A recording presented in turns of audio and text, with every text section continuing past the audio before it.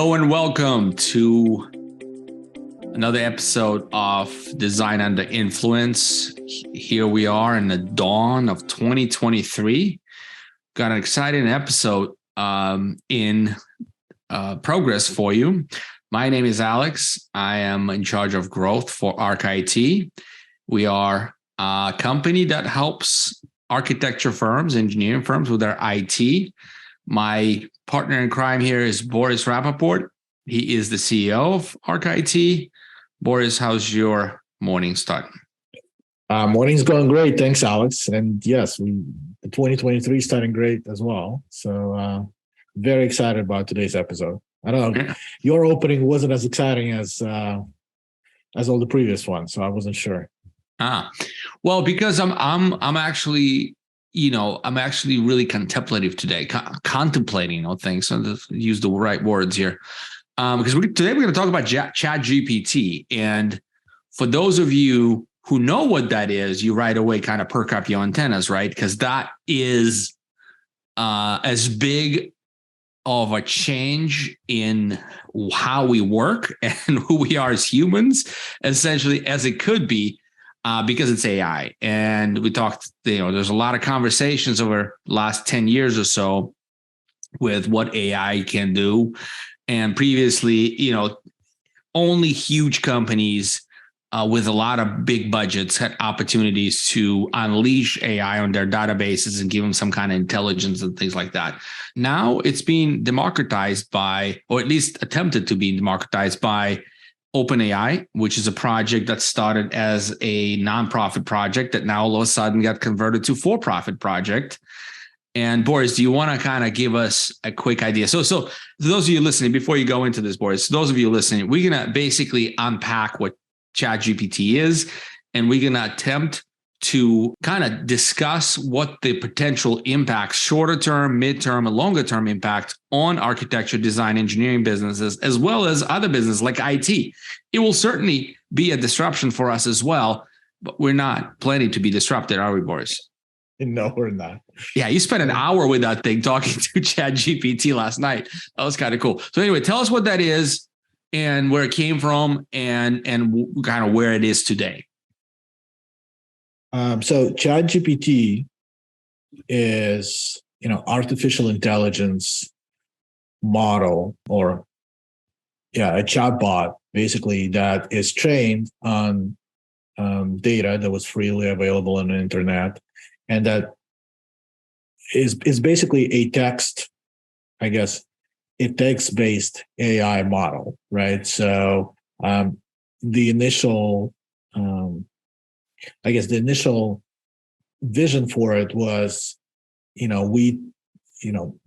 model gets trained on a bunch of kind of different text that's freely available on the internet, and then it will help you, create text-based content like writing scripts, writing plays, help students with their homework and so on and so on. So that's what it basically is. But I think it's slowly turning into a lot more as people begin to experiment with it, which is a very cool thing. Yeah, I would describe it simply as a know-it-all friend that is always willing and available to give you answers. It's like if you guys use Siri, you know that it can be helpful, but with certain limitations, you got to know the commands. Same thing with Alexa.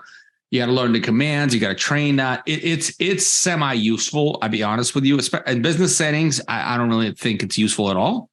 Boris, you can argue that point. No. I mean, I'm not going to argue. Like, I use it to set reminders and things. I think that's like as far as I go with my friend here. Yeah. But what Chat GPT, what that technology is able to do is to produce full complete answers to open-ended questions that encompass all the data that we have on the subject and then some, right? So it's been trained on publicly available data for years, and then it's sort of able to give you full answers.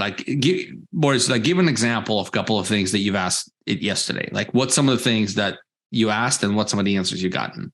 Well, so if we're talking about yesterday or before, but so one of the questions that comes to mind is I wanted to repeat something that I saw on a video.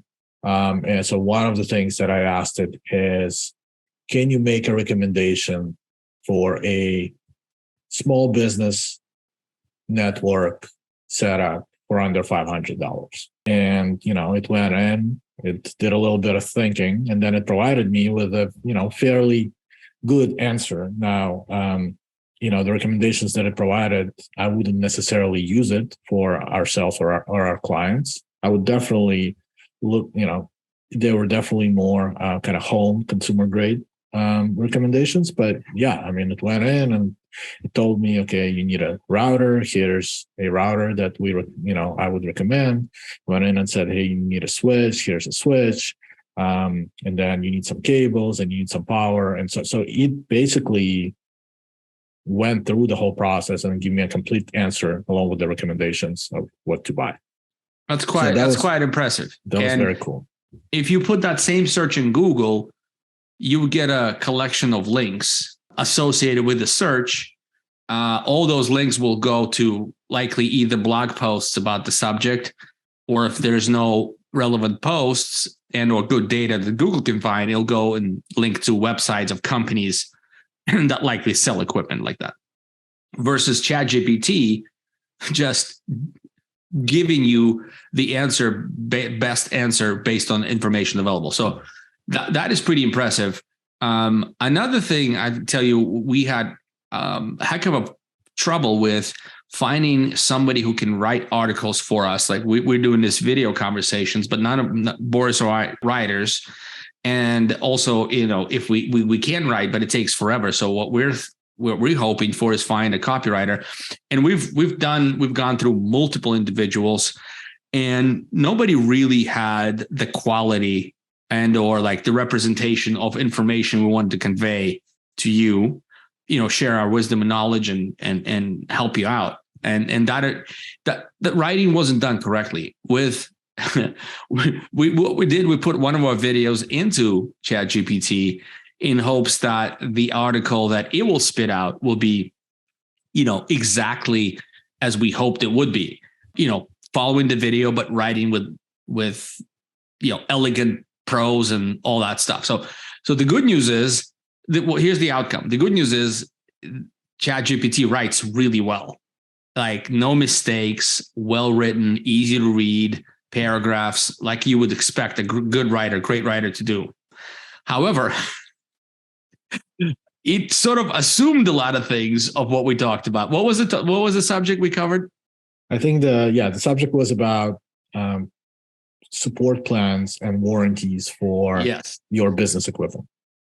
So we did that piece at the AA conference in Monterey. We just recorded the piece on our recommendation when it comes to buying warranties for equipment for your business, right? And we have specific recommendations. Now we'll post the article here as well, just so you can kind of see if you're curious. We'll post a link to the video and the article that ChatGPT wrote. It wrote a heck of an article, but it sort of assumed a lot of things, didn't it, Boris?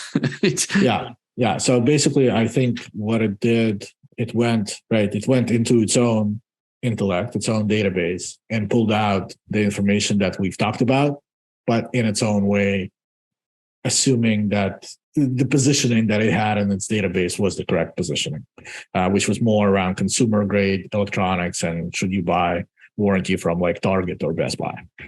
Yeah. And so the answer, we'll actually get the article written by ChatGPT for this particular video, and we'll allow you to be the judge of how accurate it is. If you care to give us some feedback, that'd be fantastic. But just so you understand, those are the kinds of capabilities that this system will have. What I want to talk about next, Boris, is some of the implications, because I feel like we are not, I don't know if you remember, the Alta Vista browser came out, and that was like the beginning, the dawn of the internet. I kind of have a feeling that this is as big, almost maybe bigger than birth of the internet. What do you think? I mean, it's tough to predict right now because it is like, I think as ChatGPT came out, like it's been blowing out, right? And people are very excited. and it's hard to understand where the line is in terms of being overly excited versus what the reality is. But so far, and just playing around with it and experimenting, and even having our team play around with it and experiment, I mean, it is definitely a step above of what we could do, just half a year ago by just using Google. So instead of using Google search, if you use Chat GPT, I think you're getting a lot more productive answers and things that you can, and becoming more efficient because you're getting a concise answer right then and there, as opposed to, as you mentioned before, like clicking on 10 different links and trying to figure out which one actually matches up to what you're trying to do. And another thing that I want to bring up is it's a conversation that you're having, not with another person, but with this AI. It remembers the context. Like, you don't have to repeat the keywords in your conversation, right? Your follow-up question is treated as a question in that same context, which then allows you, to more freely express in a conversational way, as opposed to like specifically structuring keywords as you would, in a Google search, for example. So let me play this out by you, and Boris, I'll poke at it as you see fit. But let's say you're an architecture firm. I'm just going to write right into the example, right? Let's say you're an architecture firm and you have your own proprietary data set. You have models you've designed, you have buildings that you've built, you have, changes to those buildings that have been implemented over time. You have all that data, hypothetically speaking, and that's not far off. You upload that data to your own instance or your own Chat GPT or whatever it's going to be called. And the conversation you will have is this. Remember that column that we designed for this building in Pittsburgh? I think it was in about 2019. I want to know what numbers we used to figure out the support limit that it can hold with that particular structure and design. And that answer, that question will get exact answer you're looking for. So instead of you going back to all your drawings and try to figure out and find what is it that you need, and try to fish that data out without making mistakes. And anyway, so that in itself absolutely shortcuts anything. Or in our case, and Boris, you told me this. Hopefully, it's okay if I share. Our guys, our customers submit tickets, and our guys will go to Chat GPT in a few instances and ask it, hey, how would you solve this issue? And Chat GPT kind of provides, like, you say consumer grade answer. And that you told me becomes a starting point for the guys. At least it gives them an idea of sort of where to start digging, or it just gives them a direction or maybe a different perspective. Is that accurate? Yeah, no, definitely. That's absolutely accurate. And again, nobody in IT knows everything. Well, nobody in any industry knows everything, right? So we still have to rely on these tools like a Google search in order to find answers to more complicated questions. And it turns out that asking Chat GPT those complicated questions gets a more concise answer, maybe not 100% accurate, because you still need to do additional research, but you're basically right. You get some additional ideas on how you'd go about solving the problem, and you get, a step-by-step process. Like it would tell you, hey, here's the 8 things you could do to solve it, where in your head, you only knew about 3 of those, right? So there's a lot more of how it augments, right? How this capability is going to be augmenting us as humans, just from a standpoint of, well, we can't keep all the information in our head, and make us more efficient, because now it's all in a single conversation or a single response, and not all over the internet, but you have to click through. Yeah, absolutely. And so where I think the future, I can kind of futurescape this, where I think the future is, remember conversations, Boris, like everybody was like last 3 years, I think it was like this in the Valley and everywhere else, like, hey, data is new oil. Well, your data is your oil. That's how I would put it. Because if I run a business and I have financial data, I have operational data, I have customer data, I have sales data, right? I have marketing data. And if I can feed this into the instance of Chat GPT like AI tool, then I can start asking questions. And in fact, this is what we heard on All In podcast. I'm just going to give these guys credit. It's an exceptional podcast. Both Boris and I listen to religiously. The new programmer is the new programming sort of profession would be a question asker, right? It's queries. It's not even how you code, right? Not how you code a database query. That no longer is going to be relevant. It's how you ask the question to get to the answer, because now your data is neatly compiled into the artificial intelligence mind, and you can get any answer you want as long as you ask the right question. Absolutely. And so, as a business owners, I think what we need to care about right now is making sure our data is our own. That's key. So, for example, if you're using a cloud software, that's fine, but as long as you can get your data out. If you're moving from one cloud software to another cloud software, make sure you get all your data out and have it safely stored or implemented into new software. What's some of your thoughts on this one, Boris? Like, what's some of the things that you feel businesses would kind of need to start doing today in order to be able to have a jump on that technology and ability? Well, I don't know if it's necessarily getting your data out. I think it's more around having access to that data where it can be easily, right, queried and trained on by this type of an instance, by some sort of AI.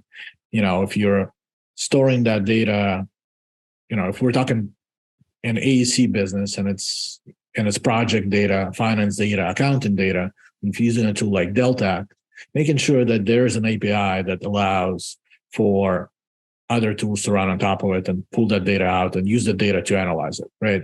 I think making the switch to more open standards that then can be used to integrate your business operations with other tools that are out there is what you probably need to do in the next few years to make sure that you can fully utilize these things. I don't know if I agree with that. Here's why. Once this starting to become mainstream, which it will, all these other players who right now host and help you organize and work with your data, like Deltec, like CAD systems, whatever, they will all be on board with this because it's ultimately your data. They're just the custodians or provider of tool to manipulate your data. Now you can argue there's service level agreements that don't guarantee data, that you can take it with you or something like that. It's rare. Most of the time, it's your data in any software and any SaaS.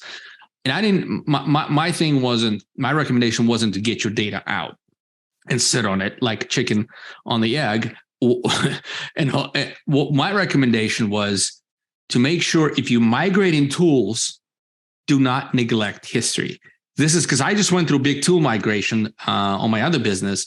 And it's like, it's very tempting to just start fresh. Oh yeah, we'll just do this. We'll just shove everything else into the dusty storage that we may or may not get access to later on. Be careful with that. I would absolutely make sure historical data is remapped into the new tool. That's all I was saying. Okay. And it should not be a dump. It should be remapped into a new tool. Yes, that's a little bit more effort. Yes, that's probably more money because you have to probably hire people to do this. I just personally think that's something I will do. I'm doing. And that's something I feel like would be a big advantage to a business because your data is basically going to inform the future of your company. Absolutely. No, that I agree with. I thought you meant something else. So apologize for that. But yeah, having all of the data for as much as you can have it, right? Going back for years is very important, because that is eventually a training set for any type of tool of the future. Exactly. And now let's do a little more futurescaping. So how would architecture companies or engineering companies differentiate themselves? Well, to me, it's very simple. The specialized companies are going to do much better than generic companies, in my opinion. And I may be like way off, and please tell me if you're watching and you're cringing. But in my opinion, your specialized data set will be a foundation of your success in that similar specialization moving forward. If you build in schools, you'll have a lot more data on how to build schools than a company that builds ADUs in backyards. But at the same time, if you're an expert in ADU in the backyard, you can do. I mean, just imagine where architecture can go if you can have your tolerances and everything else essentially discussed with Chat GPT, double checked by engineering, but essentially mapped out and planned out based on your previous successes and failures, and maybe some industry standard failures that gets loaded into the Chat GPT just to keep everybody safer, right? Just imagine the kind of beautiful and amazing things we can build, optimize things with a lot less effort. I just don't know. What do you think about the specialization? Is that like a statement you can get behind, or you feel like it's everybody's going to be on even playing field? No, absolutely. And I think that's very important, right? It's very important just from the business perspective. And that's one of the reasons why we specialize. But it's very important in terms of this future, because you will have a proprietary data set for those sets of projects that you specialize in that nobody else has. And your data set will be able to produce much better results than, so just throwing out like round numbers, right? So if you have 100 projects in one particular kind of niche, your data set will be able to produce much better outcomes than if you have only 10 projects in that niche, or if you have only 2 projects in that niche. And because of the better outcomes, your clients are going to be happier. Can I make another? Can I make another, potentially controversial statement?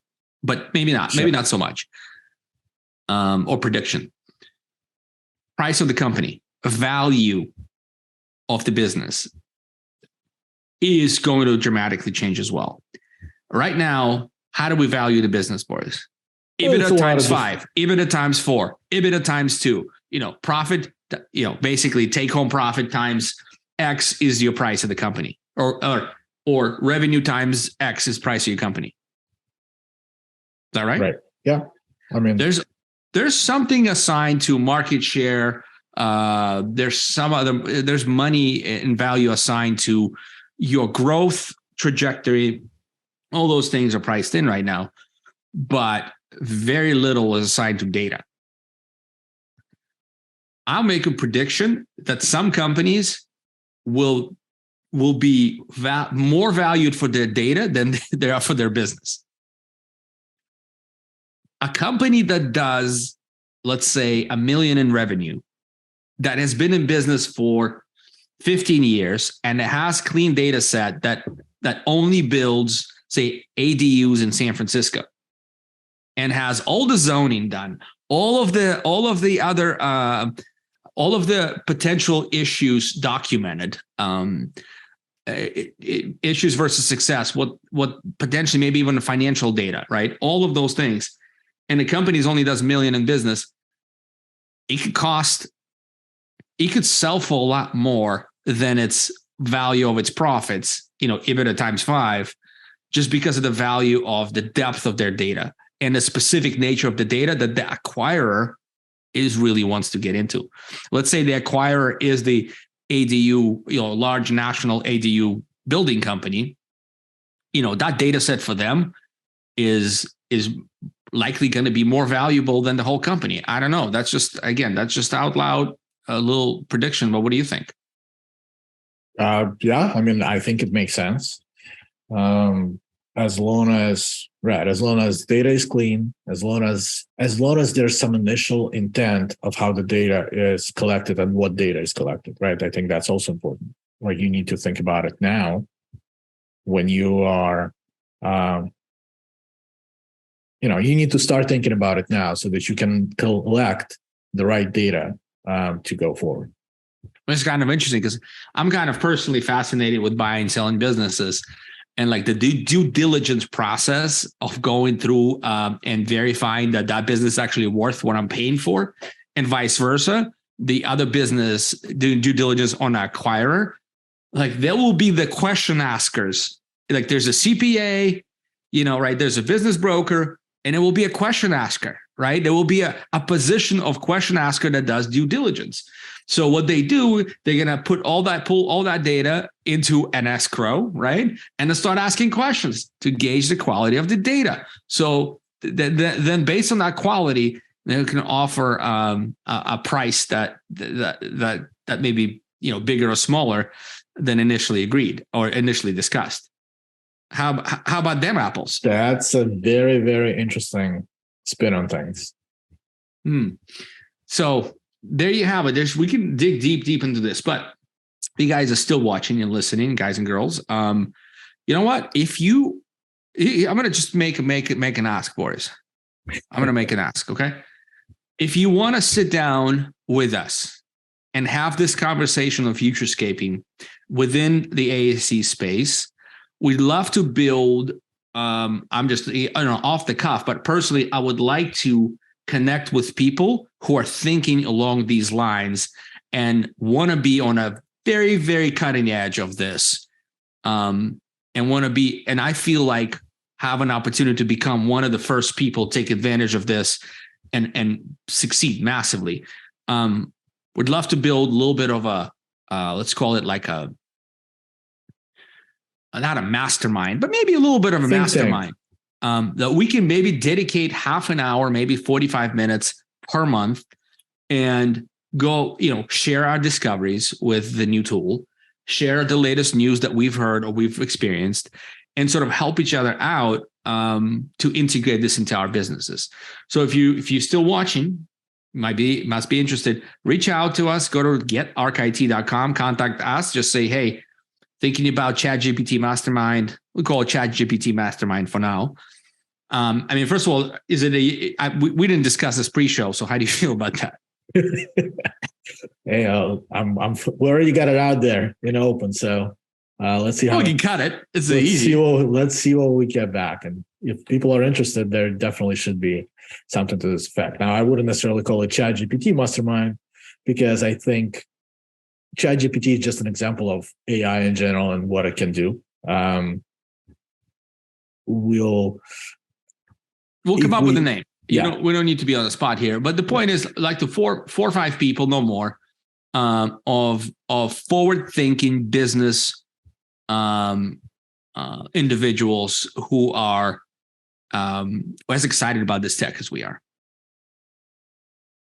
And let's try to build a better future by sharing our experiences and our ideas along these lines. I know it's early. I know it might sound absurd to some people, but I really think this is where the VC dollars are going to go over the next 2-3 years. This is what's going to revitalize the tech industry. It's in the dumpster right now as we speak. I bet you in 6 to 8 months, with ChatGPT and OpenAI leading the way, this is how we're going to come out of this dumpster fire, which is technology stocks right now. Yeah, stock market is dumpster fire, but the technology is still moving forward, right? Right. Just because Google is also on the same bandwagon, and they have a lot more resources to throw at it. So Microsoft as well. Yeah, well, Microsoft is getting into, right? So they are trying to get a partnership with OpenAI. or finalized that. But Google has its own competing product, which is DeepMind. Yep, similar but different, and it'll be interesting to see where that leads. Because I heard an announcement that they were going to open up their textual AI in the next few months as well. Well, definitely, it's exciting times. Thank you very much for watching. We really appreciate you. Happy 2023. We hope to solve all of your IT problems and help you build your company, future-proof your company. If you have questions, problems, concerns with your IT, we're here to help. Or just drop us a line at getarchit.com. Just click contact us and send us your note. It goes right to me and Boris. And then we can take it from there. If you're interested in our mastermind when it comes to AI and futurescaping, let us know. Would love to share ideas with you. Thank you very much for watching and listening. Until next time, have a wonderful rest of your week. Bye, everyone.